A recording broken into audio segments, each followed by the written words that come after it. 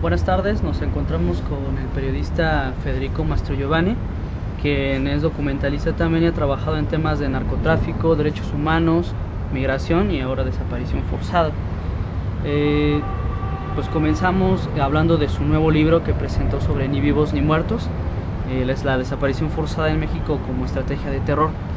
Federico, en tu libro refieres esta frase de ni vivos ni muertos que, como bien dices, la retomaba el dictador argentino Jorge Videla, ¿no? Sí. Ahora bien, de acuerdo con algunos antropólogos, en cuanto a esto de la desaparición, ellos mencionan que no tener un cuerpo al cual llorarle, incluso encontrarlo en dado la condición que sea, es todavía mayormente doloroso. Sí. Sería la desaparición forzada, como un mecanismo de terror que se implementó desde las épocas de la dictadura, de la guerra sucia, como bien lo comentas también aquí en México. Sí, de hecho la característica de la desaparición forzada es justamente generar terror. Cuando una persona desaparece y no se encuentra o no se encuentra su cuerpo, los familiares y la sociedad en general se quedan en una incertidumbre que es la que genera parálisis, paraliza a todos, porque no saber si tu ser querido está vivo, está muerto, qué le está pasando, te paraliza, te aterroriza. Y es justamente la característica principal de este tipo de delito, que no es una casualidad, nace en la época de la Alemania nazi, en el 41, con el plan Noche y Niebla, que implementaron los nazis justamente, y ellos explican por qué utilizaban este tipo de práctica, por qué al desaparecer completamente una persona generaban terror, incertidumbre, y los familiares pues no iban a hacer nada, a reclamar o a oponerse. En el caso de la Alemania nazi se daba la práctica de la desaparición forzada en contra de líderes opositores en los países ocupados por el Tercer Reich. Otra razón que ellos explican es porque no se crean mártires. Cuando tú no tienes un cuerpo, no estás seguro si una persona fue asesinada, pues no la puedes martirizar, no se puede volver una bandera. Entonces, este tipo de práctica tiene esta característica siempre, no necesariamente en contextos de dictadura. En la actualidad en México vivimos en una democracia y de todas formas se da este tipo de práctica. Claro. Este mecanismo tiene variantes específicas, tú lo dices, no solo en la dictadura, sino también pasó por una guerra sucia, por ejemplo aquí en México, contra una oposición, ¿no? Que claro. En ese momento. En el tema de la mal llamada guerra sucia no me gusta esta definición, porque una guerra implica un enfrentamiento entre dos estados y dos ejércitos. Y aquí no se daba esto, se daba un ejército en contra de la población civil o en contra de grupos de guerrilla. Entonces no creo que sea oportuno llamar la guerra sucia. De todas maneras, fue aquí en México donde se dio la primera desaparición forzada de personas, antes que en las dictaduras de Argentina o de Chile. Se dio aquí en Guerrero en 1967, y durante esa época fue una práctica común, en donde el objetivo era aniquilar la población, golpeando con las desapariciones forzadas elementos de la guerrilla, pero también estudiantes o personas que se oponían al régimen de entonces. Y era relativamente fácil identificar cuáles iban a ser las víctimas. Pero los números que tenemos ahora y la magnitud que tenemos ahora es mucho más grande de lo que pasaba durante las décadas de los 60, los 70, de los 80. Tenemos números mucho más grandes y tenemos una difusión mucho más amplia, y las víctimas ya no son tan identificables. Aparentemente es casual, puede tocarle a cualquiera. Un factor principal en la desaparición forzada que tú mencionas es inevitablemente la presencia del Estado, claro, en este tipo de mecanismo, ¿no? Actualmente vemos que están implicados la Marina, el Ejército Mexicano, diferentes corporaciones de seguridad que, en lugar de proporcionar seguridad a la ciudadanía, se han dedicado a hacer este tipo de nuevos mecanismos de terror. Julián. Así es, hay una importante diferencia entre un secuestro, una desaparición y una desaparición forzada. Y como tú mencionas, esa diferencia es la presencia de cualquier tipo de organismo o de funcionario público perteneciente al Estado. Se define desaparición forzada justamente una desaparición de una persona en la que haya una intervención por parte del Estado, por acción o por omisión. Entonces, sí se dan muchos casos de desapariciones forzadas en donde hay una participación activa de fuerzas de policía, de ejército, de marina, de funcionarios públicos, de ministerios públicos de cualquier tipo, hasta los funcionarios de más alto nivel. Pero no es necesario esto, bastan las omisiones. Cuando hay omisiones por parte del Estado, también se habla de desaparición forzada. Entonces, muchas de las que normalmente se definen desapariciones o secuestros o de una forma periodística equivocada, levantones, también pueden ser definidas desapariciones forzadas por las omisiones. Si tú piensas en una mamá que va a buscar a su hijo que desapareció, va a un ministerio público a levantar una denuncia y el funcionario que está ahí en el ministerio público le contesta: no, mejor vete, regrésate a tu casa, mejor no te metas. Esta es una omisión, y este tipo de omisiones se dan con mucha frecuencia en este país. Claro. Respecto a la desaparición forzada en específico con México, tú mencionas personajes, o más bien personas que son vulnerables para esto, ¿no? Que vendrían siendo los migrantes, vendrían siendo la gente que está desahuciada, la gente de la calle, que incluso funciona esto como una estrategia de limpieza social, ¿no? Cuando los desaparecen. Sin embargo, vemos que en México la desaparición forzada nadie está exento, ¿no? Es decir, vemos como el caso de Alan que tú bien mencionabas. Sí, de hecho no existe todavía, o no es fácil definir un patrón de estos últimos años de las desapariciones forzadas, aunque sí se puede ver que en ciertas zonas del país, por ejemplo, donde pasa la bestia, el tren donde viajan los migrantes centroamericanos, hay una frecuencia mayor de desaparición de migrantes o de mujeres, jóvenes mujeres que son víctimas también de trata, o obligadas a prostituirse, o en venta, son personas en venta realmente. En otras zonas del país también se da mucho, como en el norte, noreste, la desaparición forzada de jóvenes de bajos recursos económicos, gente que no tiene protección. Esto es bastante frecuente, pero como tú dices, no es fácil reconocer un patrón unitario en todo el país, y esto hace que la población en general perciba esta amenaza como una amenaza que le puede tocar a cualquiera. Claro. Y esto hace que el terror sea más generalizado. Por tanto, desaparece toda acción colectiva. Exactamente. Y si a esto le agregas que se da un incremento de las desapariciones forzadas desde 2006 a la fecha, sobre todo en zonas del país con grandes recursos naturales, si hablamos de petróleo, hablamos de gas, de minería, de agua, cualquier tipo de recurso natural, madera, nos damos cuenta de que algunos actores se benefician de este tipo de terror, y los actores que se benefician son principalmente, no exclusivamente, pero principalmente las empresas, en muchos casos extranjeras, que están explotando estos recursos o que van a explotar estos recursos. Y este tipo de dinámica es bastante común en muchos lugares del mundo, no solo en México, que coincida la violencia y el terror con la necesidad de explotar ciertos recursos naturales. Y ahora lo vemos también con las posibilidades que se le dan a las empresas con la reciente reforma energética que se acaba de aprobar. Y sin embargo, con este fenómeno sigue existiendo una omisión del Estado, a pesar de que hay una mediatización ya en el tema, porque antes no le existía, como tú lo dices, pero ahora me parece que se resolvió hasta el momento 1%. Sí, las cifras, el juego de las cifras es bastante cínico, porque siguen saliendo cifras distintas, ahora hay nuevas cifras, 22.000, hace poco tiempo eran 8.000 o 16.000, la CNDH también había sacado cifras de 24.000, el año pasado eran 27.000.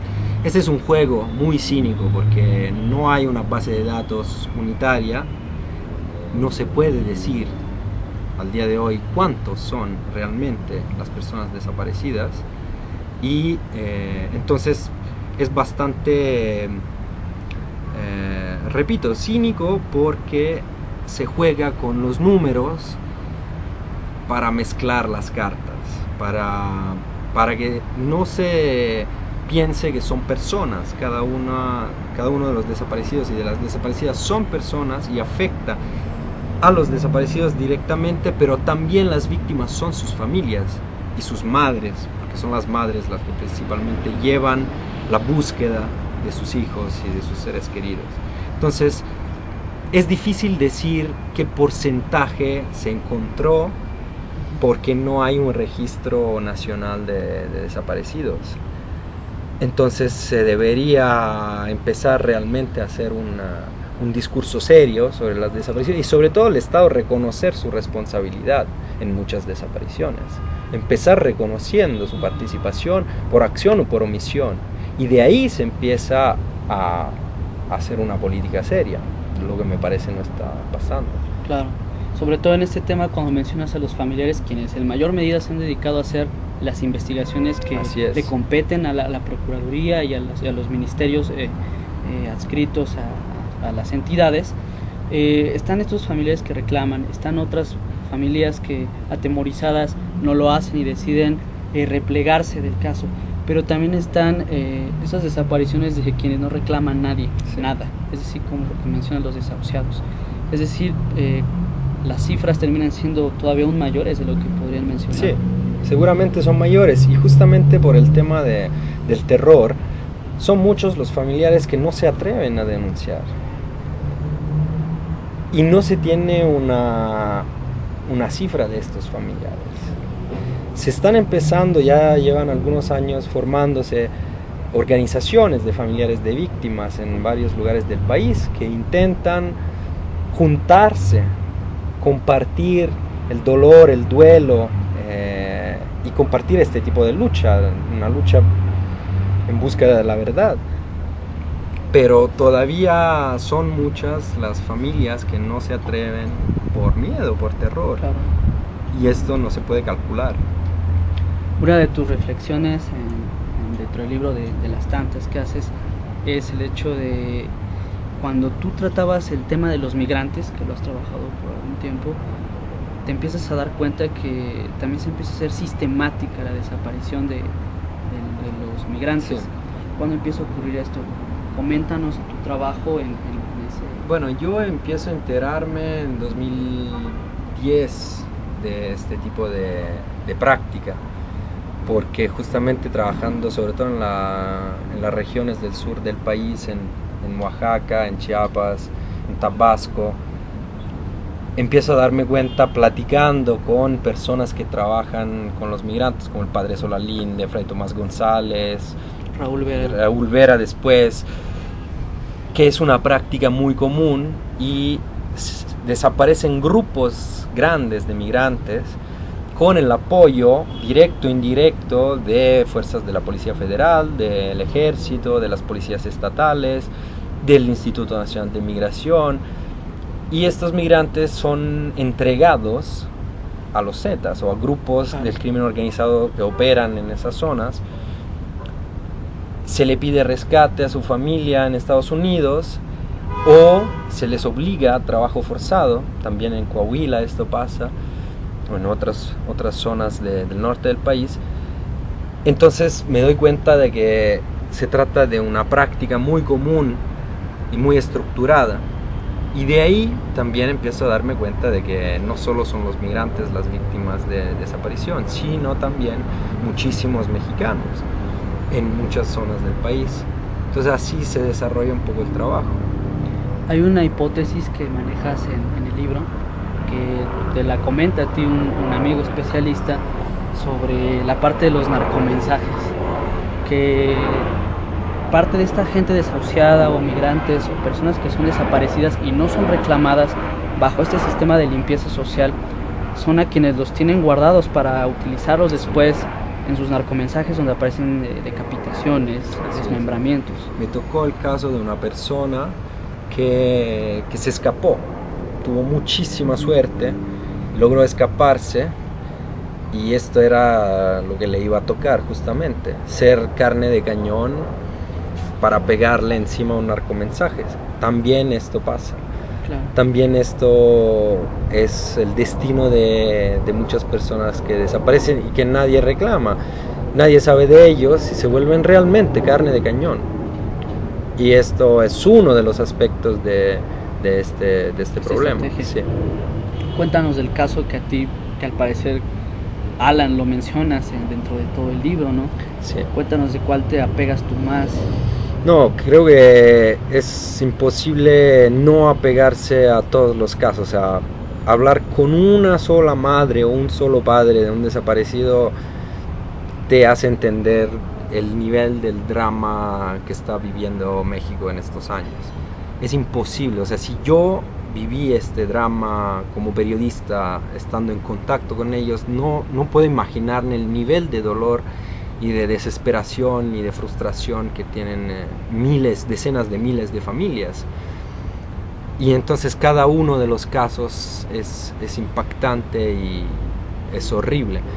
Seguramente el caso de Alan fue muy fuerte porque le di seguimiento, estaba trabajando también al documental que hice con mi colega director de documentales, Luis Ramírez, y por casualidad pudimos dar seguimiento prácticamente a toda la historia, desde que Alan desapareció pocas semanas después hasta que llegaron a saber qué fue de él. Y es una historia tremenda, donde hay todos los elementos de la desaparición forzada, intervenciones, hay omisiones por parte de diferentes sectores del Estado. Y es una historia de un joven, como muchísimos, que pues hacía su vida, estaba con sus amigos y de repente se lo llevan, y este acontecimiento destruye por completo su vida y la vida de su familia. Y entonces creo que me encariñé con esta historia porque tuve la oportunidad de ver todo el ciclo, y es una experiencia que no le deseo a nadie, ni siquiera verla o contarla. Imagínate vivirla como una madre que pierde a su hijo de esta forma. Son las familias las verdaderas víctimas para siempre de la desaparición forzada, porque hasta que no se encuentre la persona, su cuerpo, ellos van a vivir en una incertidumbre constante y en un dolor que nunca va a terminar. Entonces yo creo que Alan es un ejemplo importante, pero todos los casos son fundamentales. Y te digo otra cosa, el tema de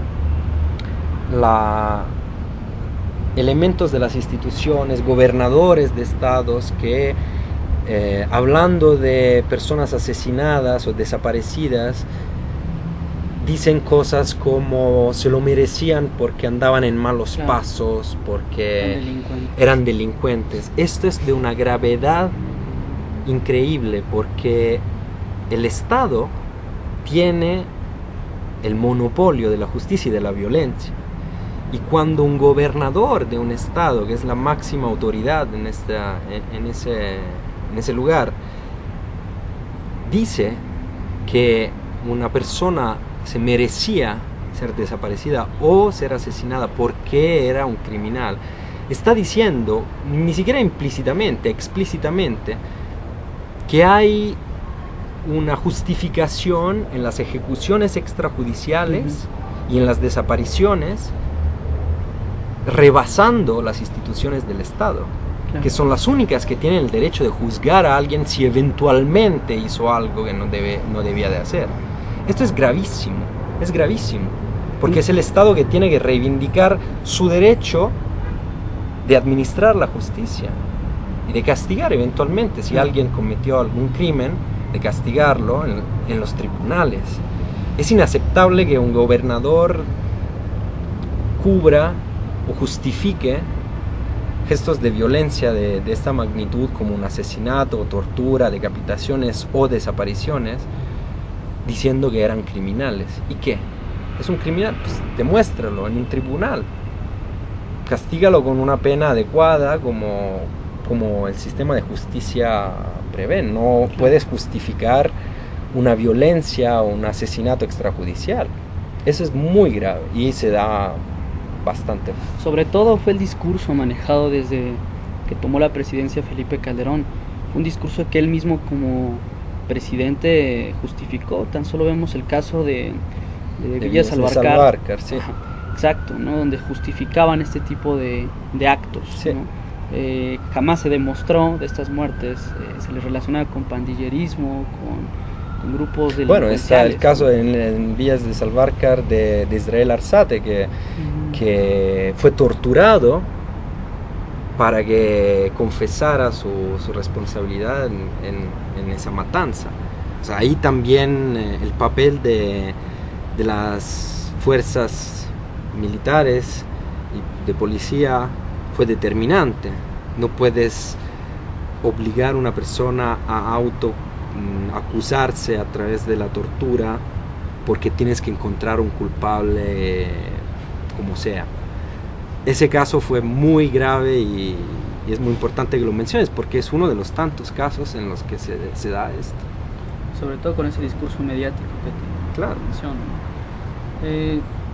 Ahora bien, en cuanto a la hechura del libro, que lo comenzaste en 2011, me comentabas, cuéntanos de todo ese tramo que haces yendo del norte, yendo a Cuernavaca, yendo a distintos estados, donde encuentras particularidades en lo que te comentan con ese dolor, las madres, los familiares, como por ejemplo estuvieron en la hora, en el lugar inadecuado, ¿no? Pero tú reflexionas como si estar en ese lugar y en esa hora fuera prohibido, ¿no? Exacto.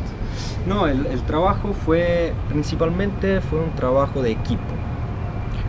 De equipo con Luis Ramírez, porque la gran parte de las historias las trabajamos juntos, él dirigiendo el documental y yo manejando la parte de las entrevistas.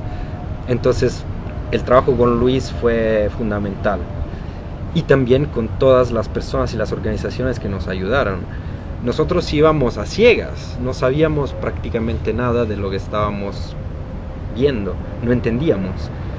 Y fue gracias a los familiares o las organizaciones, menciono algunas, pero son muchísimas: Fundec, CADAC en Monterrey, el Centro Cencos. Miguel Agustín Pro, Cencos, el Obispado de Saltillo, y son muchas más. Nos apoyaron, y las personas que nos explicaron, nos ayudaron a entender, periodistas, expertos, historiadores, desde Edgardo Buscaglia, Pepe Reveles, Doña Rosario Ibarra, y se me están olvidando muchos más. Fue una búsqueda que se fue dando, y una historia nos llevaba a la otra.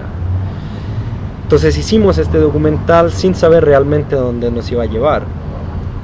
Trabajando con el documental me ofrecieron la oportunidad de escribir un libro, y entonces yo desarrollé una serie de historias que también investigué solo, y hice una investigación aparte para poder reescribir el libro, pero todo se desarrolla en el marco de un trabajo de equipo, y con equipo quiero decir gran grupo de personas, sin las cuales sería imposible entender lo que está pasando.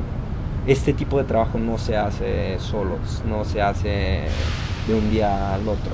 Claro. Es un camino y es desgastante porque te topas con cosas que no quisieras ver, no quisieras conocer, con violencia, niveles de dolor enormes que te afectan como persona. O sea, no puedes pensar que trabajar 2 años y medio con este tipo de dolor no te afecte. Y lo que te mantiene firme es ver justamente las familias que viven un dolor inconmensurable, enorme, y siguen buscando y siguen luchando. Entonces dices, no, pues si ellos pueden, ¿cómo voy a no poder yo? Entonces pues así fue, un camino largo, a veces aparentemente sin salida, sin poder entender qué estaba pasando, y luego llegaba alguien que te ayudaba a entender más, a explicar más la relación entre la violencia y la explotación de recursos naturales, que me parece uno de los temas principales que vivimos ahora. ¿Está relacionado? Sí, está relacionado. Claro, es un cerco, ¿no? en esas regiones, como Sí. la cuenca de Burgos que Por mencionabas, ejemplo. dominada por los zetas. Por ejemplo. Probablemente. Y entonces lugares así donde aparentemente no hay la posibilidad de vencer a estos grupos criminales, pero esos mismos grupos criminales salen en su momento de partes del ejército mexicano. O sea, ¿de dónde salen los jefes de los Zetas? De grupos especiales.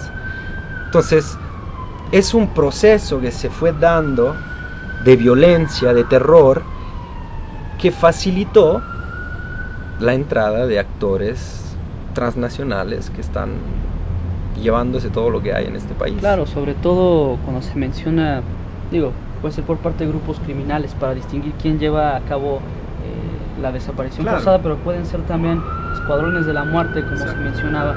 Sin embargo, ahora sí que al servicio de diferentes intereses, ya sean estatales o, como bien mencionan, los transnacionales, que se ha dado, ¿no? Cuando se empiezan a construir este tipo de consorcios energéticos, mineros, etcétera.